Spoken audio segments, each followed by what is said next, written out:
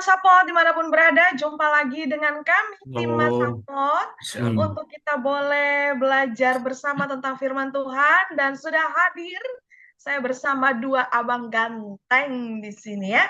Ada Abang Pendeta Rizif dan Abang Pendeta Raja. Oke, sobat-sobat Mas Sapot, tanpa menunggu lebih lama lagi, kita akan sama-sama memulai, dan kita mulai dalam doa yang dipimpin oleh Bang Pendeta Raja. Silakan Bang Pendeta.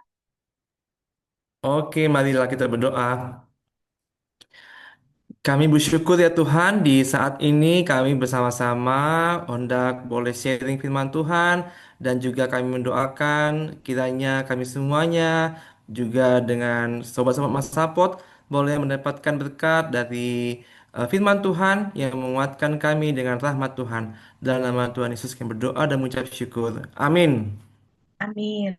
Baik, terima kasih Bang Pendeta Raja dan juga Bang Rim untuk kesediaan kita boleh bersama-sama bergabung dalam pembahasan bahan sermon tanggal 15 Juni 2025, natsnya dari Yesaya pasal 61 ayat 1 sampai dengan ayat yang ke-9. Lala, cukup panjang ya. Baik, aku akan coba bacakan untuk kita semua. Judul perikopnya, kabar selamat kepada Sion. Roh Tuhan Allah ada padaku, oleh karena Tuhan telah mengurapi aku.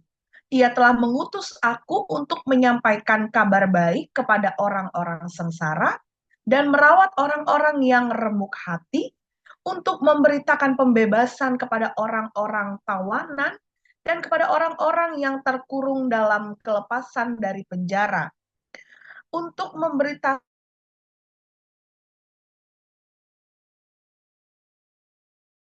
Allah kita, untuk semua orang berkabung, untuk mengaruniakan kepada mereka perhiasan kepala ganti abu, minyak untuk pesta ganti kain kabung, nyanyian pujian, puji-pujian ganti semangat yang pudar, supaya orang menyebutkan mereka pohon tarbantin kebenaran, tanaman Tuhan untuk memperlihatkan keagungannya. Mereka akan membangun reruntuhan yang sudah berabad-abad dan akan mendirikan kembali tempat-tempat yang sejak dahulu menjadi sunyi. Mereka akan memperbaharui kota-kota yang runtuh, tempat-tempat yang telah turun-temurun menjadi sunyi. Orang-orang luar akan melayani kamu sebagai gembala kambing dombamu, dan orang-orang asing akan bekerja bagimu sebagai petani dan tukang kebun anggurmu. Tetapi kamu akan disebut imam Tuhan dan akan dinamai pelayan Allah kita. Kamu akan menikmati kekayaan bangsa-bangsa dan akan memegahkan diri dengan segala harta benda mereka. Sebagai ganti bahwa kamu mendapat malu 2 kali lipat, dan sebagai ganti noda dan ludah yang menjadi bagianmu, kamu akan mendapat warisan 2 kali lipat di negerimu, dan sukacita abadi akan menjadi kepunyaanmu. Sebab aku Tuhan mencintai hukum dan membenci perampasan dan kecurangan. Aku akan memberi upahmu dengan tepat dan akan mengikat perjanjian abadi dengan kamu. Keturunanmu akan terkenal di antara bangsa-bangsa dan anak cucumu di tengah-tengah suku-suku bangsa, sehingga semua orang yang melihat mereka akan mengakui bahwa mereka adalah keturunan yang diberkati Tuhan. Demikian pembacaan nats firman Tuhan kita. Bagaimana Abang Pendeta Rim dan Bang Pendeta Raja sudah siap ya untuk kita boleh berbagi kebenaran firman Tuhan ini kepada sobat-sobat Masapot. Bagaimana Bang Pendeta Rim untuk latar belakang dari kitab Yesaya 61 ini dengan judul perikop kabar selamat kepada Sion gitu ya. Tapi isinya ya lumayan-lumayan gimana gitu ya. Gimana Bang Pendeta Rim? Oke, baik Kak. Jadi, halo Sobat Mas Apot. Jadi ini kita masuk ke apa ya? Minggu Trinitas pertama ya, Trinitatis ya. Tapi nanti kita akan bahas Kak Trinitatis itu. Tapi yang pertama untuk latar belakang, memang ini sudah sangat sering sebenarnya kita dengarkan ada Proto Jesaya, Ya. Tero dan juga Trito. Jadi kita ini membahas tentang eh, Trito. Trito ini pasca pembuangan ya. Jadi ditulis sekitar eh, abad abad ke-6 lah, abad ke-6 sebelum Masehi. Jadi ini kondisinya bangsa ini mengalami gimana ya, orang yang baru dijajah itu, orang yang baru dalam pembuangan itu pasti moralnya hancur, mengalami desperate ataupun keputusasaan dan juga kehancuran sosial. Dan mungkin kehancuran ekonomi juga karena beda dengan apa ketika mereka di Mesir mereka masih bisa mengumpul harta dan sebagainya, tapi kok di dalam pembuangan ini mereka terbuang ke bangsa Babel dan mereka nggak punya hak atas apapun gitu kan. Jadi eh, konteks ini Tuhan melalui Yesaya mau berbicara tentang apa, what should they do gitu, apa yang harus mereka lakukan setelah mereka eh, apa namanya, mendapatkan keselamatan itu. Karena kan di awal pun ketika Yesaya ngomong tentang angka 70 tahun ini kan sulit untuk diterima. Nunggu 70 tahun itu kan sangat lama gitu. Jadi mereka Waktu ya, iya. mereka mengalami kebimbangan ini juga kan gitu. Jadi ini mau memulai sesuatu lagi dan Yesaya berusaha untuk mengingatkan kembali siapa yang membebaskan mereka dan siapa yang patut mereka puji dengan kondisi dan status mereka saat ini gitu. Itu aja kali Kak sedikit tentang latar belakangnya Kak. Oke, baik. Bagaimana Bang Pendeta Raja?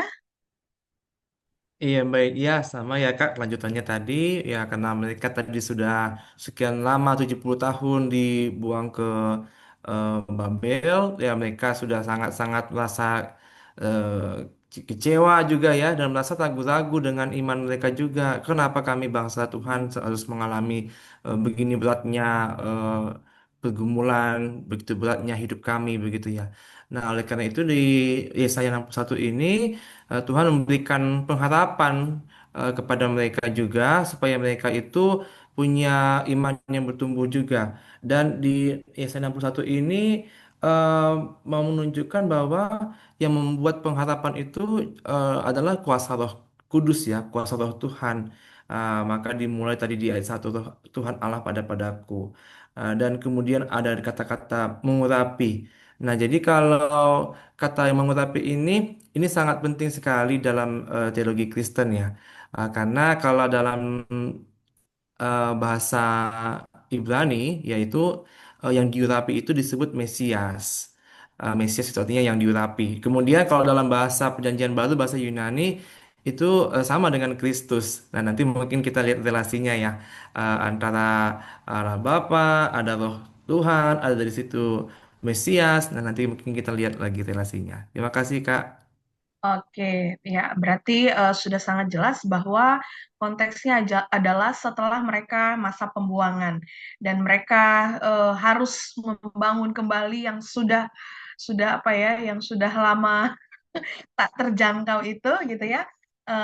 Sehingga kalau bahasanya pendeta eh, Rim tadi, apa yang harus mereka lakukan setelah masa pembuangan itu dan Tuhan memberikan pengharapan kata bahasa pendeta raja ya. Oke, baik masuk ke konteks teksnya, isi dari teksnya.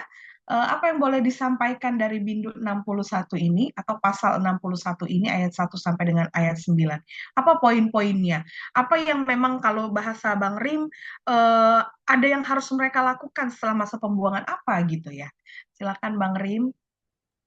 Oke, mungkin kita bisa breakdown dengan tiga bagian kali. Kalau menurut hematku sih satu dan tiga itu, dan kemudian 4 sampai 7 dan kemudian 8 sampai 9. Nah, tapi kita mulai dari yang pertama dulu. Bagian pertama ini 1 sampai 3. Yesaya mau mengatakan dia berbicara bukan atas dirinya gitu ya. Makanya tadi Bang Raja ngingetin bahwasanya Roh Allah ada padaku dan Roh itulah yang mengurapi aku dan aku berbicara apa yang ingin Tuhan sampaikan. Nah, ini poin pentingnya nih. Bahasanya dia hanya sebagai perantara, dia bukan bukan dengan egonya sendiri, bukan dengan kapasitasnya sebagai seorang yang sudah dipilih Tuhan, tapi dia berusaha untuk mengingatkan bangsa itu, aku ini berbicara loh, bukan untuk diriku, bukan atas nama diriku, tapi Tuhan yang mengutus aku. Di situ kayak sebuah klaim bahasanya dia benar-benar adalah the prophet itu gitu, adalah nabi itu yang mengatakan Tuhan itu adalah yang apa, merawat orang sengsara. Ini penting sekali sebenarnya ini kan, merawat orang yang remuk hatinya, memberitakan pembebasan. Jadi ayat 1 sampai 3 itu menunjukkan apa saja yang sudah Tuhan lakukan dan akan lakukan untuk bangsa Israel itu. Ini kan sebuah dasar yang menurut saya ketika dia memulai berbicara di pasal 61 ini, dia menunjukkan Tuhan itu sebaik itu loh. Tuhan itu sebaik itu udah membebaskan kamu. Kemudian dijanjikan lagi tentang tentang hal-hal membebaskan orang dari tawanan, yang terkurung dari penjara. Baru di ayat 2, tahun rahmat Tuhan ini sering dikenal dengan apa ya, istilah Jobel ya waktu itu ya. Dan kemudian mengaruniakan perhiasan kepala ganti abu. Jadi ini menunjukkan dari duka kepada sukacita. Nah, menurutku itu dulu Kak dari untuk teks yang bagian pertama sampai yang ketiga. Jadi ini sekali lagi mau menekankan Yesaya berbicara atas nama Tuhan gitu, bukan bukan bukan untuk dirinya sendiri. Gitu Kak. Mic-nya Kak ya. Ya, bagaimana Bang Pendeta Raja?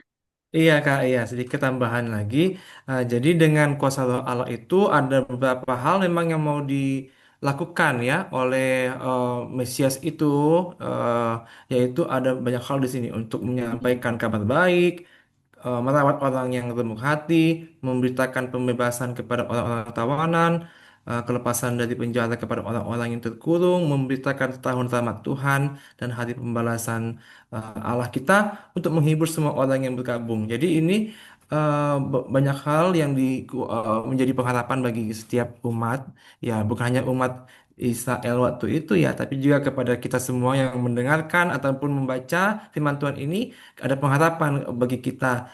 Karena ada Mesias yang mengaruniakan kepada orang-orang yang berkabung, mengaruniakan kepada mereka perhiasan kepala ganti abu. Nah, lalu ada minyak pesta sebagai ganti kain kabung, ada nyanyian puji-pujian sebagai ganti semangat yang pudar, dan juga ada eh, ya supaya orang menyebut mereka pohon terbanting kebenaran kalau saya baca di Alkitab Terjemahan Baru 2 ya. Nah, ini semua ditanam Tuhan untuk memperlihatkan keagungannya. Nah, jadi benar di sini ada kuasa Roh Kudus yang mengajarkan kita untuk memuliakan Tuhan dan juga membuat kita bersyukur akan rahmat Tuhan itu kepada kita. Nah, jadi ini beberapa minggu setelah Minggu Pentakosta ya. Jadi ini memang luar biasa disampaikan bagaimana peran Roh Kudus itu menguatkan kita. Ini seminggu ya, seminggu setelah Pentakosta. Ya, terima kasih. Oke, baik. Terima kasih Bang Pendeta Raja. Tadi Bang Rim masih satu poin ya, Bang? Ya, bagian pertama kita bagi Oke, tiga tuh, bagian. 3 bagian. Oke. Lalu untuk bagian selanjutnya, Bang Rim, mereka Iya. akan membangun reruntuhan yang sudah berabad-abad, mendirikan kembali apa yang mereka dirikan ini, gitu ya, Bang ya? Nah, jadi Eh, oke, silakan Bang Mm-mm. Rim. Jadi memang kalau kita tahu kan setiap kali bangsa Israel itu kan fokus utama mereka kan bait suci ya. Jadi ketika membangun kota kembali itu pasti mereka berusaha untuk membangun bait sucinya dulu pertama, kemah untuk memuji Tuhan. Nah, kalau kita perhatikan di ayat 4 sampai dengan ayat 7 ini sebenarnya kalau kita lihat secara akumulasi gambarannya gitu kan, ini kan berbicara tentang pemulihan, baik itu secara fisik dan juga sosial. Baik itu membangun kotanya, tanahnya, masyarakatnya akan dibangun kembali. Dan kemudian ada sebuah pernyataan kalimat yang dikatakan menjadi imam-imam Tuhan. Nah, ini menunjukkan bahwasanya eh, Allah ingin mereka kembali seperti sebelumnya yang memuji Tuhan gitu kan. Dengan istilahnya kembali ke selain pabrik lah sebagai bangsa yang kupilih dan bangsa yang benar-benar mengasihi aku sebagai Tuhanmu gitu ya. Nah, jadi ini sekali lagi mau menjelaskan ternyata setelah mereka kembali Tuhan nggak meninggalkan mereka gitu. Tuhan akan bantu untuk membangun semuanya, membangun hal-hal yang baru, membuat pundasi-pundasi yang baru. Tapi yang menarik tadi ada dikatakan ya dilayani oleh orang asing ya, tapi ini menandakan kehormatan. Karena kalau orang bangsa yang baru dijajah itu, ketika ada bangsa lain membantu itu secara secara sosial itu menunjukkan bahwasanya mereka sudah berada di posisi yang dihargai dan dianggap ada gitu kan. Dan kemudian kalau ada bahasanya menerima 2 kali lipat ganti aib ya bahasanya ya, ini menambahkan tentang kehormatan dan sukacita yang besar. Jadi benar-benar dipulihkan sepulih-pulihnya gitu Kak. Jadi bahasa yang dikatakan di ayat 4 sampai 7 ini menunjukkan betapa Tuhan itu gak gak main-main loh ketika mau memulihkan gitu. Menikmati kekayaan dan kemudian memegahkan diri dengan segala harta benda mereka. Jadi ini menunjukkan kalian akan menjadi bangsa yang besar lagi gitu. Kalian akan menjadi bangsa yang kuat lagi. Tapi kan perlahan-perlahan gitu ya. Tapi yang jelas yang poin yang paling dikatakan di situ adalah tentang warisan 2 kali lipat ini menurut saya sebuah kata yang sangat luas maknanya dikatakan tentang sukacita abadi akan menjadi kepunyaanmu dan sebagainya, dan hal-hal yang baik akan sampai kepada mereka. Ganti noda dan ludah yang menjadi bagianmu. Jadi ketika mereka sudah 70 tahun tidak dianggap dan juga ditekan, dianggap budak dan sebagainya, kemudian mereka akan pulih menjadi bangsa yang bisa dibilang bangsa yang besar lagi gitu kan. Itu di bagian yang kedua. Silakan. Oke, iya, oke, terima kasih Bang Rim. Berarti di bagian yang kedua ini ayat 4 sampai 7 benar-benar bagaimana pemulihan Allah, kalau bahasanya Bang Rim tadi, dipulihkan sepulih-pulihnya gitu ya. Berarti pemulihan yang benar-benar udah apa namanya, include semualah itu gitu ya, bukan hanya pemulihan hati gitu ya, bukan hanya pemulihan kota itu, tetapi semuanya gitu ya. Tuhan pulihkan, dan inilah pengharapan yang menjadi pengharapan kepada orang-orang orang Israel, bahwa memang mereka tidak akan ditinggalkan oleh Tuhan dalam masa pemulihan itu. Itu sih yang saya tangkap juga ya Bang Rim ya. Eh, Terus tadi Bang Rim, yang warisan 2 kali lipat itu warisan apa maksudnya Bang Rim?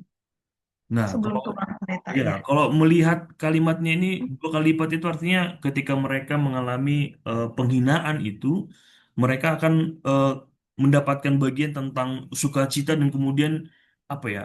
Kalau di bahasanya di ayat terakhir itu kan di ayat 7 terakhir itu kan sukacita abadi akan menjadi kepunyaanmu gitu. Jadi eh, kalau misalnya dibilang nggak hanya 2 kali lipat kali ya, tapi ini mungkin berlipat-lipat bagi negerinya. Baik itu apa yang apa istilahnya itu Kanaan itu penuh dengan apa susu dan apa Dan madu. susu dan madu gitu kan. Kalau di Indonesia garam dan madu ya yang lagi viral ya.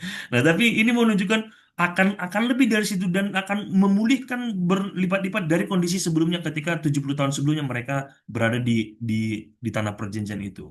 Kalau menurutku sih itu Kak, gambaran-gambaran umum. Tapi mungkin nggak hanya 2 kali lipat ya, mungkin ini hanya bahasa aja, bisa aja 3 kali lipat, 4 kali lipat gitu dengan semua situasi tadi. Gitu Kak Yan, makasih. Oke, ya berarti itu hanya gaya bahasa dari si penulis ya Bang ya. Gambaran warisan 2 kali lipat yang sebenarnya menandakan bahwa memang pemulihan itu benar-benar ya dalam segala hal tadi ya, dipulihkan sepulih-pulihnya tadi bahasanya Bang Rim. Oke, terima kasih Bang Rim. Bagaimana Bang Pendeta Raja? Iya Kak, ya baik sobat-sobat Masapot, kalau kita melihat pada bagian berikutnya ayat 8 dan ayat 9, di sini mau menyatakan eh, apa sih sebetulnya jantung dari tindakan Tuhan ini? Kenapa Tuhan berbuat yang terbaik, lalu memberikan keadilan, lalu kemudian memberitakan tahun lama Tuhan itu kenapa? Nah, jadi kalau kita lihat di ayat yang ke-8, Tuhan menyatakan dirinya bahwa sebab aku Tuhan memang mencintai hukum, memang Tuhan itu mengasihi keadilan, lalu Dia membenci perampasan dan juga kecurangan. Nah, maka Tuhan di sini mau menyatakan bahwa keberadaan Tuhan itu atau eksistensi Tuhan memang dari dulu sekarang sampai selama-lamanya memang untuk keadilan. Bahkan juga Tuhan akan mengikat perjanjian abadi dengan umatnya bahwa setiap anak-anak ataupun keturunan dari orang-orang percaya itu akan dikenal oleh bangsa-bangsa, anak cucu akan dikenal oleh berbagai suku bangsa, karena semua orang akan melihat bahwa mereka adalah anak-anak Tuhan, orang-orang yang diberkati oleh Tuhan. Jadi itulah suatu perjanjian yang abadi dari Tuhan kepada umatnya yang percaya kepadanya. Demikian Kak Pendeta ini. Oke, baik. Bagaimana Bang Pendeta Rim untuk bagian yang ketiga? Ya, jadi ini kayak sebuah penegasan kan, bahwasanya inilah karakternya Tuhan gitu. Dia nggak hanya sekedar membebaskan, menghukum, setelah menghukum dibebaskan, sama kayak orang tua kita gitu loh. Ketika kita buat kesalahan dihukum, setelah itu dibaikin, tapi dikasih tahu. Nak gini ya nak ya, jangan diulangi lagi ya. Kan tahu papa ini nggak suka sama ini. Nah Tuhan pun kayaknya mau mengatakan, walaupun sudah terpulihkan sepulih-pulihnya tadi dengan bahasa kita tadi, dia mau mengatakan, tapi aku mengasihi keadilan. Apapun ceritanya, yang kelaliman itu saya membencinya. Dengan apa yang tidak adil itu saya membencinya. Kan di ayat 8 tadi kayak yang dibilang eh, Bang Raja tadi ya, bahwasanya aku ini Tuhan yang mengikat perjanjian abadi dengan kamu. Dan itu omongan bukan hanya sekedar omongan, tapi sebuah penegasan statement gitu kan bahwasanya inilah aku Allahmu. Tapi nanti kalau misalnya kamu memahami karakterku, ya kamu akan terkenal di antara bangsa-bangsa gitu. Jadi ketika dia mau menegaskan lagi, dia kasih reward lagi kan gitu ya. Di ayat 4 sampai 7 tadi udah ngasih tahu tentang pemulihan-pemulihan Baru ayat 8 dia menegaskan karakternya, di ayat 9 dikasih tahu lagi, kayak bilang Bang Raja kan, anak cucumu, kamu akan melihat mereka akan mengakui bahwa mereka adalah keturunan yang diberkati Tuhan. Wah ini kan luar biasa ya. Jadi nggak main-main sebenarnya omongan Tuhan ini. Cuma kembali lagi bangsa Israelnya besok-besoknya pasti ngulah lagi kan gitu kan. Sampai di masa hakim-hakim kan ada 40 tahun, kemudian ngulah lagi, 70 tahun, ngulah lagi gitu. Jadi ini karakter-karakter yang mungkin karakter kita juga rata-rata begitu kali ya, yang sedang bergumul ini gitu. Itu aja kayaknya untuk di bagian bagian ketiganya kayaknya. Ya, oke, baik. Terima kasih Bang Raja dan Bang Pendeta Rim untuk hatorangan ya, kejelasan dari ayat atau sorry pasal 61 ayat 1 sampai dengan ayat 9 ini.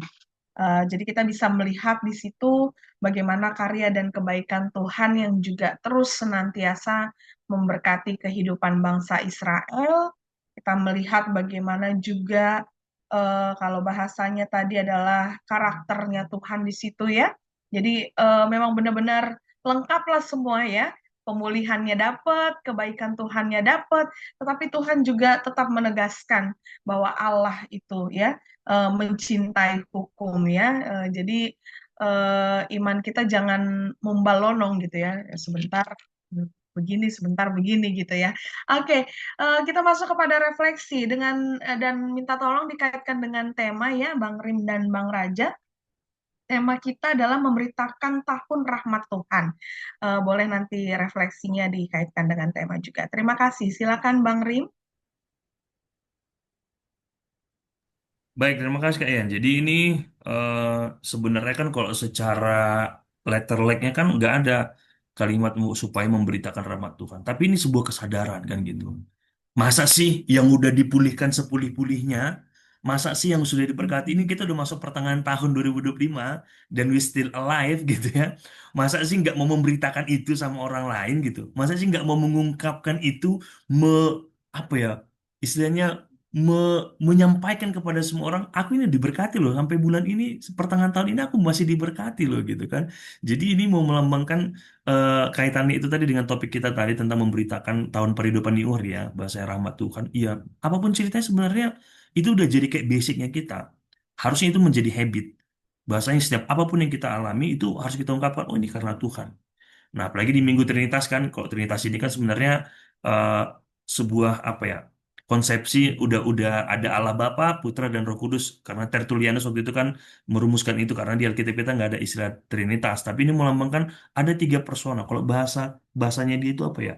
Una substantia tres personae, artinya satu substansi tiga persona. Jadi ini mau mengatakan betapa Tuhan itu kok mau ribet-ribetnya gitu ya dengan konsep Allah sebagai pencipta, penyelamat dan kemudian yang memampukan dan yang penghibur gitu kan. Jadi menurut saya ini yang harus kita beritakan terus-menerus di Minggu Trinitas ini sampai berapa? Sampai 24 ya.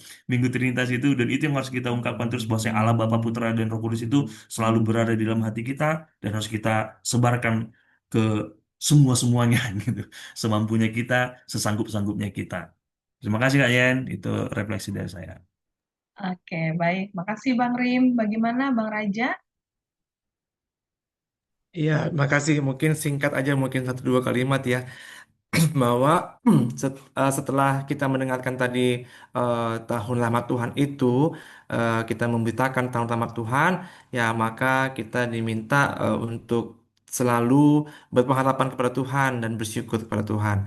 Kalaupun kita sukses berhasil, kita mendapatkan sesuatu hal yang luar biasa, itu bukan karena kekuatan hebat kita, tidak ada yang bisa disombongkan, tapi itu adalah rahmat Tuhan. Kalaupun kita mungkin masih ada yang sebagian kegagalan, sebagian mungkin belum berhasil, itu juga bukan suatu hal yang membuat kita putus asa, karena kita tahu kita punya Tuhan yang penuh dengan keadilan. Demikian Kak Berita Yeni, Bang Berita Rim. Oke, baik. Terima kasih untuk dua narasumber yang luar biasa, abang-abang ganteng ini ya, untuk kejelasannya, pembahasan yang mendalam dari teks kita ini. Semoga ya kita bisa benar-benar semakin mengenal Tuhan ya lewat apa namanya bahan tanggal 15 Juni 2025 ini. Kita melihat bagaimana dan siapa Tuhan itu begitu ya. Dan tetap terus memberitakan kebaikan Tuhan. Dan karena kita sudah rasakan ini sampai udah pertengahan tahun, kita rasakan kebaikan Tuhan itu, mari kita beritakan terus kasih dan kebaikan Tuhan itu dalam kehidupan kita. Oke, baik. Terima kasih sobat-sobat Masapot semuanya sudah menonton tayangan ini dan jangan lupa untuk tetap terus mendukung kami, mendukung dalam doa dan juga like, subscribe, and share supaya semakin banyak lagi nih yang terberkati lewat tayangan Masapot ini. Amin. Oke, kita ditutup doa oleh Bang Pendeta Rin. Silakan Bang Pendeta. Baik, kita satukan hati kita berdoa.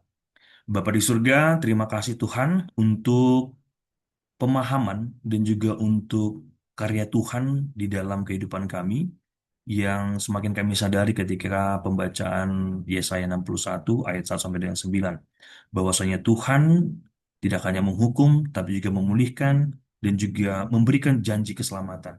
Bapa di surga itulah yang menjadi kekuatan kami, itulah yang menjadi semangat kami untuk terus melayani Tuhan, untuk terus berusaha melakukan perbuatan baik seturut dengan pengajaran Tuhan. Ajari kami Tuhan, begitu juga sobat-sobat Masa Podcast yang mendengarkan firman-Mu untuk tanggal 15 Juni ini, biarlah kami juga bisa semakin menghayati minggu-minggu Trinitas yang akan terus kami nikmati dan kami maknai, dan yang mengingatkan kami tentang bagaimana pekerjaan Allah di dalam kehidupan kami, dan itu yang harus kami beritakan terus-menerus dalam setiap waktu kami, dalam setiap kesempatan kami. Terima kasih Tuhan, biarlah kiranya melalui video ini, melalui sermon kami hari ini, banyak jemaatmu yang terberkati dan banyak jemaatmu juga yang semakin mengenal dan merindukan untuk semakin belajar tentang firman Tuhan. Di dalam Yesus Kristus memiliki kehidupan, kami berdoa dan mengucap syukur. Amin. Amin. Amin. Baik, terima kasih Selamat Pendeta melayani, Rin. ya Kaen. Oke, sampai jumpa Terima sobat kasih. Masapot. Oke, Sampai jumpa bye. sama-sama.